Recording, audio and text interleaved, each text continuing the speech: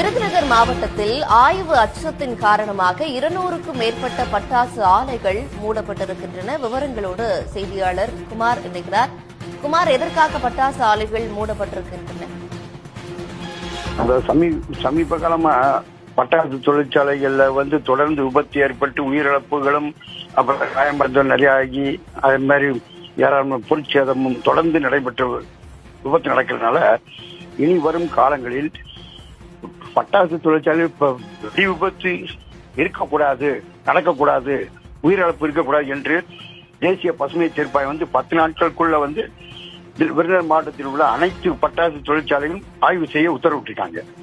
அதன் அடிப்படையில் இன்று வருவாய்த்துறையினர், வெடிபொருள் கட்டுப்பாட்டு துறையினர் உள்ளடக்கிய, அதாவது காவல்துறை, தீயணைப்புத்துறை ஆகியோர் கொண்ட ஒரு குழு 15 ஆய்வு குழுக்கள் நியமிக்கப்பட்டு இன்று முதல் விருதுநகர் மாவட்டத்தில் உள்ள அனைத்து பட்டாசு தொழிற்சாலைகளையும் போய் ஆய்வு செய்ய போறதாக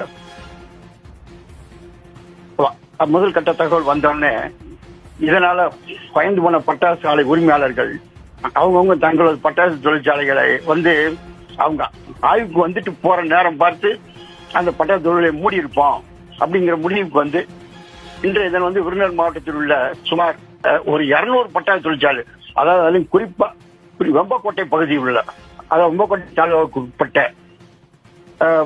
பகுதியில் டிஆர்ஓ லைசன்ஸ் கொண்ட பட்டாசு தொழிற்சாலைகள் இன்று மூடியிருக்காங்க. ஆய்வு குழுவினர் சென்ற பிறகு நம்ம பட்டாசு தொழிலை திறப்போம் அப்படிங்கிற முடிவுல பட்டாசு ஆலை உரிமையாளர் இருக்காங்க.